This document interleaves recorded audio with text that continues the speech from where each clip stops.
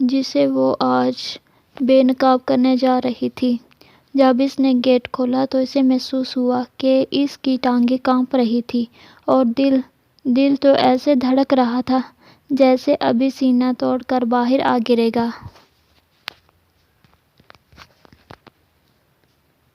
بوجھ بہت بھاری تھا جو اس تھکی ہوئی لڑکی نے لیا تھا۔ اندر ہی اندر اس کا دل ڈر رہا تھا، کہیں وہ تباہی کے کسی راستے کی طرف تو نہیں جا رہی۔ یہ سیاہ علم، سفلی عملیات، یہ اچھی چیزیں تو نہ تھیں، پھر وہ کیوں اسے اٹھا لائی تھی؟ اس نے رک کر سوچنا چاہا، مگر اب واپسی کا کوئی راستہ نہ تھا۔ دولت نچھاور محبوب قدموں میں دنیا پہ راج۔ اس سے بہت سی چیزیں اکٹھی کرنی تھیں اور وہ کتاب اس کے ہر مسئلے کا حل تھی۔ اسے بیگم نعمان کے بیٹے کا ٹھکرایا گیا رشتہ یاد آیا۔ اسے رات فواد کی بات پہ سب کا رد عمل یاد آیا۔ اسے اپنی بے پناہ دولت بھی یاد آئی تھی جس پہ عیش کوئی اور کر رہا تھا۔ پھر وہ کیسے اس لڑکی کو وہ کتاب، سب خزانوں کی کنجی واپس کر آتی۔ پھر وہ نہیں رکی اور کتاب سینے سے لگائے، سر جھکائے، تیز قدموں سے چلتی لاؤنج میں داخل ہوئی۔ کہاں سے آ رہی ہو؟ وہ جو اپنے خیالوں میں گم تھی، آواز پہ گھبرا کر 2 قدم پیچھے ہٹی۔ سامنے تائی مہتاب قدرے مشکوک نظروں سے اسے دیکھ رہی تھی۔ وہ تائی، وہ اس نے بے اختیار خشک لبوں پہ زبان پھیری۔ وہ نادیہ سے کچھ نوٹس لینے تھے، ذرا اسٹاف تک گئی تھی، امی کو بتا کر گئی تھی۔ ہاں، تمہاری امی تو کہیں کی لینڈ لیڈی ہے جس کی اجازت کافی تھی۔ وہ تائی چچا اسد چچا کو بھی بتایا تھا۔ پہلی دفعہ وہ تائی کے سامنے یوں ہکلا رہی تھی۔ اچھا جاؤ، سر نہ کھاؤ۔ تائی بیزاری سے ہاتھ چلا کر آگے بڑھ گئی۔ وہ کمرے کی طرف لپکی اور جلدی سے الماری کھول کر ایک خانے میں سارے کپڑوں کے نیچے وہ دبیز سیاہ کتاب چھپا دی۔ پھر الماری احتیاط سے بند کی۔ ادھر ادھر دیکھا، صد شکر کہ کسی نے نہیں دیکھا تھا۔ محمل باہر امی نے پکارا تو وہ جلدی سے چہرے پہ آیا پسینہ پوچھتی باہر آئی۔ جی۔ مسرت جو کچن میں سارے گھر کے ناشتے بنانے میں مصروف تھی، پین میں انڈا انڈیلتے ہوئے مڑ کر اسے دیکھا۔ تم تو کالج گئی تھی، اتنی جلدی آ گئی؟ جی بس، خیریت؟ تم تو کالج گئی تھی، اتنی جلدی آ گئی؟ جی بس، خیریت؟ اوہو، آج سب کو میری کیوں فکر پڑ گئی ہے؟ نادیہ سے نوٹس لینے تھے، مل گئے تو آ گئی۔ وہ خواہ ہی چڑ گئی، پھر ادھر ادھر برتنوں میں ہاتھ مارتی بظاہر کچھ تلاش کرنے لگی۔ میں تو ایسے ہی پوچھ رہی تھی بیٹا۔ اچھا ناشتہ تو کر لو۔ نہیں، بھوک نہیں ہے۔ وہ بس منظر سے ہٹنا چاہتی تھی، سو اتنا کہہ کر باہر لاؤنج میں آ گئی۔ ذہن ابھی تک الماری میں کپڑوں کے پیچھے چھپی کتاب میں اٹکا ہوا تھا۔ پھر گھر کے کام کاج، صفائی اور اس کے بعد مسرت کے ساتھ مشین لگائے وہ میکانیکی انداز میں خاموشی سے کام کرتی رہی۔ مسلسل اس کا دل پلٹ پلٹ کر اس کتاب کی طرف جاتا تھا۔ وہ چند بار اندر آئی اور الماری کھول کر کپڑوں کے پیچھے ہاتھ تھپ تھپا کر دیکھا۔ وہ سیاہ کتاب وہیں رکھی تھی۔ پھر سارا دن وہ موقع ڈھونڈتی رہی کہ اسے جا کر پڑھے، کچھ تو پتہ چلے، کوئی راہ تو نکلے، مگر کاموں کا بوجھ اور کچھ فطری سا خوف تھا کہ وہ اس کتاب کو نکالنے کی ہمت نہ کر سکی۔ رات کھانے کے بعد اس نے جب سب کو ڈائننگ ہال میں سویٹ ڈش میں مصروف پایا تو بالآخر الماری سے وہ بھاری کتاب نکالی اور اسے سینے سے لگائے دبے پاؤں سیڑھیاں اوپر چڑھتی گئی۔ ڈائننگ ہال سے براستہ لاؤنج کچن کی طرف جاتی مہتاب تائی نے چونک کر اسے آخری سیڑھی پھلانگتے دیکھا۔ یہ محمل کیا کرتی پھر رہی ہے آج؟ انہوں نے پیچھے سے آتی نائمہ چچی کو روک کر سرگوشی میں پوچھا۔ ابھی کوئی کتاب پکڑے اوپر گئی ہے؟ اچھا۔ وہ متجسس سی تائی کے قریب آئی۔ پڑھائی وڑھائی تو اب ختم ہے اور چھت پہ تو کبھی نہیں پڑھنے گئی؟ ضرور دال میں کچھ کالا ہے۔ اور ان کی سرگوشیوں سے بے خبر وہ باہر ٹیرس پہ نکل آئی، آہستہ سے دروازہ بند کیا اور ریلنگ کے ساتھ نیچے زمین پہ بیٹھ گئی۔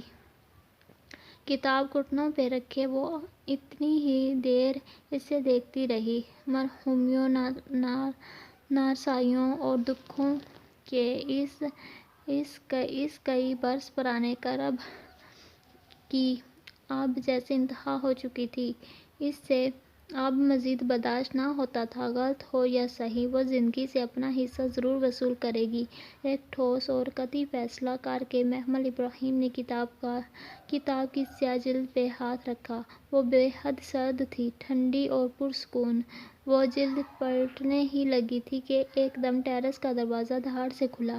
اس نے گھبرا کر سر اٹھایا اور ایک لمحے تو وہ زمین و آسمان اس کی نگاہوں کے سامنے گھومنے لگے۔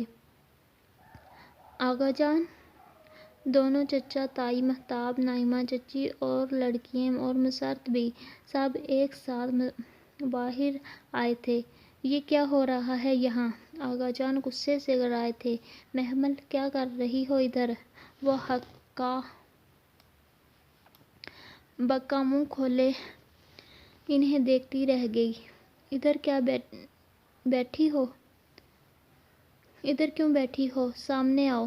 تائی مہتاب چمک کر بولی اور اس کی تو جیسے ٹانگوں پہ جان نہ رہی تھی۔ بامشکل اٹھی اور 2 قدم آگے بڑھی۔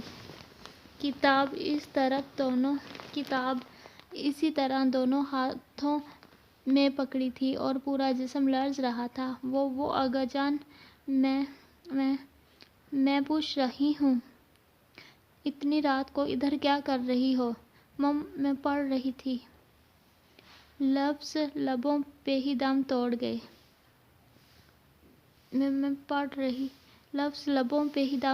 گئے۔ اس کی ٹانگیں کانپنے لگی تھیں۔ کیا پڑھ رہی ہو؟ ادھر دکھاؤ! آغا جان کے لہجے کی سختی کم نہیں ہوئی تھی۔ انہوں نے کتاب لینے کو ہاتھ بڑھایا تو وہ بھگ کر پیچھے ہٹی۔ کچھ نہیں۔ اس نے کتاب پیچھے کرنی چاہی اور پھر اس نے دیکھا آغا جان کے پیچھے کھڑی مسرت کی آنکھوں میں آنسو تھے اور تائی فاتحانہ مسکرائی تھی۔ ارے ہم بھی تو دیکھیں! بھری رات میں ادھر کون سی کتابوں میں چھپا کر خط و کتاب ہو رہی ہے؟ میں تو پہلے ہی کہتی تھی یہ لڑکی کوئی چاند ضرور چڑھائے گی۔ اس کے ارد گرد جیسے دھماکے ہو رہے تھے۔ نہیں تائی، نہیں، وہ پھٹی اس کے ارد گرد جیسے دھماکے ہو رہے تھے۔ نہیں تائی، نہیں، وہ پھٹی نگاہوں سے انہیں دیکھتی نفی میں سر ہلا رہی تھی۔ میں نے کچھ نہیں کیا، میں تو آغا جان نے زور سے اس کے ہاتھوں سے کتاب چھینی۔ پڑھ رہی تھی تو دکھاتی کیوں نہیں ہو؟ ایک گسیلی نظر اس پہ ڈال کر انہوں نے کتاب اپنے سامنے کی۔ میں بھی کہوں، کیوں راتوں کو چھت پہ آ جاتی ہے؟ کس کے ساتھ منہ کالا کرتی ہے؟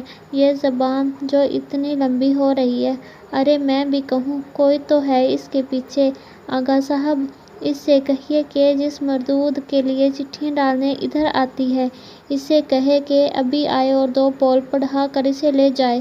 خاندان بھر میں بدنام کرے گی ہمیں کیا؟ اور اسے لگا آج وہ یقیناً ہار گئی ہے۔ آغا جان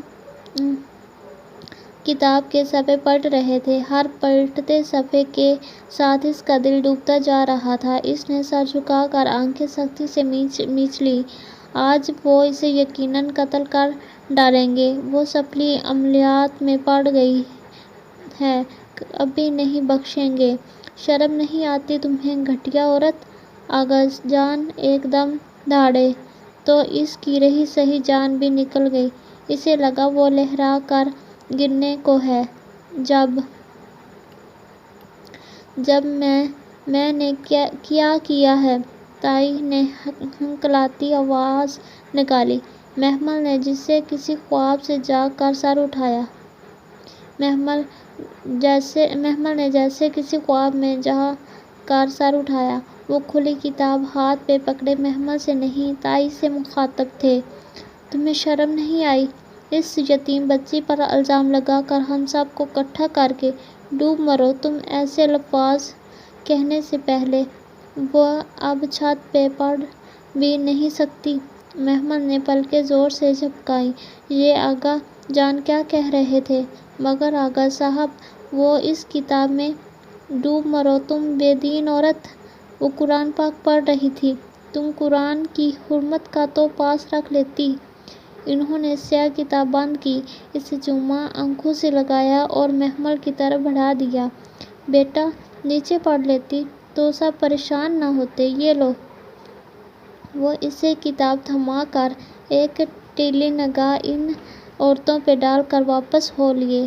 نہ تو اب چوروں کی طرح پڑھے گی تو بندہ شک تو کرے گا ہی، ورنہ میرا کیا دماغ خراب ہے کہ یوں کہتی؟ تائی شرمندہ سی پلٹی۔ آغا جان کبھی کبھار انہیں یوں ہی سب کے سامنے جھڑک دیا کرتے تھے، خصوصاً جب وہ اپنے رشتے داروں پہ بے دریغ پیسے لٹاتی تھیں۔ اور نہیں تو کیا۔ آہستہ آہستہ سب نادم سے پلٹ گئے۔ وہ اسی طرح ساکت سی کتاب ہاتھ میں لیے کھڑی تھی۔ ٹیرس خالی ہو چکا تھا، سب جا چکے تھے، پرسکون اور سرخرو مسرت بھی۔ اور وہ اسی طرح پتھر کا بت بنی وہیں کھڑی تھی۔ اس کتاب کا ہر صفحہ تمہارے گزرے دن کی رواداد ہے۔ یہ کتاب کبھی پرانی نہیں ہوگی۔ تم سب کو اپنی مٹھی میں کر کے دنیا پہ راج کرو گی۔ اس سیاہ فام لڑکی کا ایک ایک فقرہ تماچے کی طرح اس کے منہ پہ برس رہا تھا۔ تڑاخ تڑاخ تڑاخ! اسے لگا وہ کبھی اپنی جگہ سے ہل نہیں سکے گی، یوں ہی صدیوں اس اندھیرے ٹیرس پہ کھڑی رہے گی۔ دھوکہ، مذاق، فریب، تمسخر، قرآن کی بے حرمتی اس سیاہ فام لڑکی نے کیا نہیں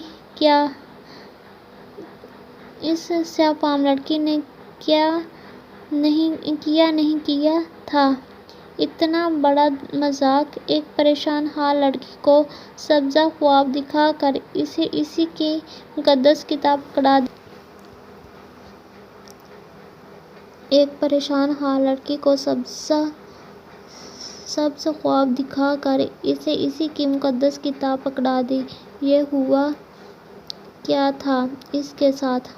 اس کے ہاتھ ابھی تک لرز رہے تھے۔ نہایت بے یقینی کے عالم میں اس نے سیاہ جلد والی کتاب کو چہرے کے سامنے کیا۔ سیاہ جلد صاف تھی، بے داغ، بے لفظ۔ اس نے درمیان سے کتاب کھولی۔ اوپر عربی کی عبارتیں تھیں اور نیچے انگریزی کی۔ سب سے اوپر لکھا تھا الکہف۔ اس نے چند صفحے آگے کھولے۔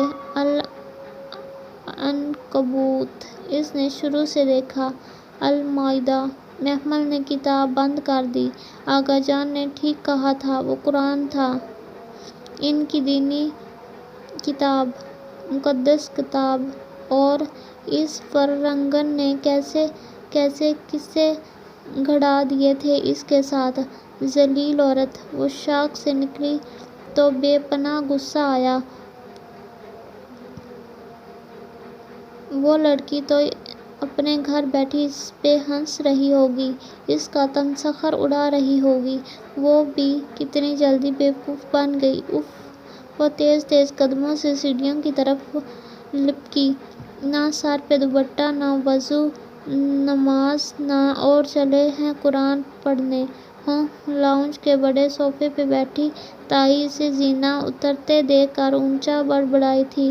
بڑے عرصے بعد آغا جان نے انہیں سب کے سامنے بے عزت کیا تھا، اور وہ بھی صرف اور صرف محمل کی وجہ سے۔ کوئی بھی جواب دیے بغیر سر جھکائے تیزی سے اپنے کمرے کی طرف بڑھ گئی۔ صبح وہ پھر جلدی آ گئی تھی۔ سیاہ فام لڑکی آج بہت پہلے سے اس بینچ پہ بیٹھی تھی۔ اسے دیکھ کر محمل کے قدم تیز ہو گئے۔ قدموں کی چوٹ پہ ہی اس نے سر اٹھایا۔ محمل نے دیکھا۔ اسے دیکھ کر اس کی سیاہ آنکھوں میں امید کے دیے جل اٹھے تھے۔ سڑک خالی تھی۔ دور نارنجی سورج طلوع ہو رہا تھا۔ محمل اس کے بالکل سامنے آ کھڑی ہوئی۔ سورج کی نارنجی شعاعیں اس کے پیچھے چھپ گئیں۔ تمہیں شرم تو نہیں آئی؟ ہوگی میرے ساتھ ایسا بےہودہ مذاق کرتے ہوئے۔ سیاہ فام لڑکی کی نگاہیں اس کے ہاتھوں میں پکڑی کتابوں پہ جھکی۔ ایک دم ہی اس کی آنکھوں کی جوت بجھ گئی۔ مصحف واپس کرنے آئی ہو؟ مصحف اکھڑی اکھڑی سی محمل نے ابرو اٹھائی۔ ہم عرب ورلڈ عرب دنیا میں قرآن کو مصحف کہتے ہیں۔ تم نے مجھے کیا قصے کہانیاں سنا کر قرآن پاک تھما دیا؟ یہ کوئی مذاق کرنے کی کتاب تو نہ تھی، یہ تو قرآن پاک تھا۔ قرآن تھا نہیں، قرآن ہوتا ہے۔ وہ اداسی سے مسکرائی تو محمل نے شانے اچکائے۔ بہرحال تمہیں یہ پریکٹیکل جوک کر کے مجھے شرمندہ کرنے پر شرم آنی چاہیے۔ میں تو کیا سوچ رہی تھی اور تم نے مجھے ایک مقدس کتاب تھما دی، تو تم کسی غیر مقدس چیز کی توقع کر رہی تھی کیا؟ جی نہیں، وہ تلملائی۔ پھر قرآن پاک اس کی گود میں رکھا۔ یہ میرے پاس پہلے سے ہے، مجھے ضرورت نہیں ہے، بیٹھ کر بات کر لو۔ میں ٹھیک ہوں۔ وہ اسی طرح سینے پہ ہاتھ باندھے اکھڑی اکھڑی سی کھڑی رہی۔ اچھا، اس نے نرمی سے مصحف کی سیاہ جلد پہ ہاتھ پھیرا۔ تم نے یہ پڑھ رکھا ہے؟ اس کی آواز میں صبح کی ساری اداسی سمو گئی تھی۔ ہاں، اور بچپن میں ہی پڑھ لیا تھا۔ اللہ کا شکر ہے کہ ہم شروع سے ہی مسلمان ہیں۔ وہ آتن ہوا کر بولی۔ اور تمہیں ہماری مقدس کتاب کے بارے میں غلط فہمیاں ہیں۔ یہ کوئی فال نکالنے والی کتاب نہیں ہے، نہ ہی اس میں میری یا تمہاری سٹوری ہے۔ لا حول ولا قوت۔ اچھا، وہ ذرا سا مسکرائی۔ چلو پھر بیٹھو اور مجھے بتاؤ کہ اس میں کیا ہے۔ اس میں احکامات ہیں نماز، روزے، حج، زکوٰۃ کے، اور وہ اس کے ساتھ بینچ پہ بیٹھ کر اسے بہت سمجھداری سے بتانے لگی۔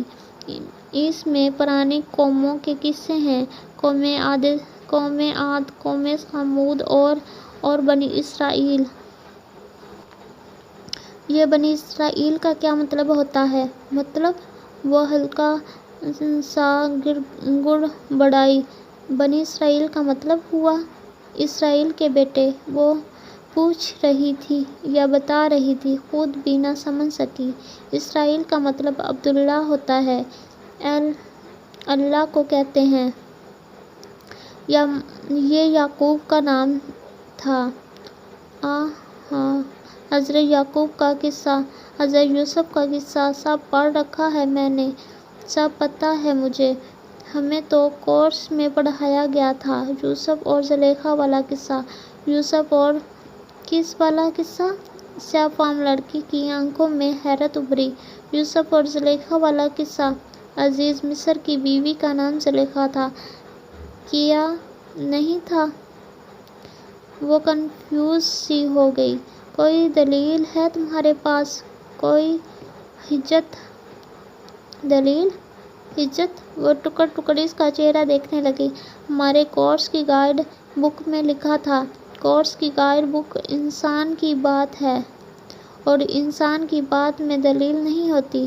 دلیل صرف قرآن یا حدیث سے پیش کی جاتی ہے، کیونکہ دونوں نازل خداوندی ہوتے ہیں۔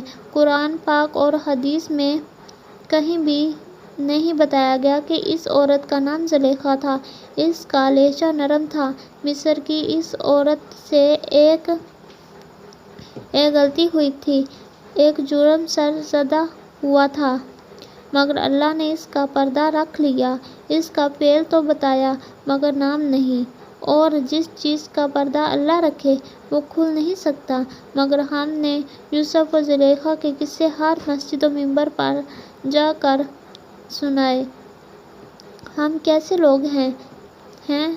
تو اس کا نام زلیخا نہیں تھا؟ وہ ساری خفگی بھلا کر حیرت سے پوچھ رہی تھی۔ اس عورت کا نام راز ہے، اور میرا اور تمہارا رب وہ راز نہیں کھولنا چاہتا، سو یہ ہمیشہ راز ہی رہے گا۔ اچھا، اس نشانے اچکائے۔ پہلی دفعہ اسے اپنی علمی کمتری کا خفیف سا احساس ہوا تھا، مگر یہ ماننا اس کی انا کی شکست تھی۔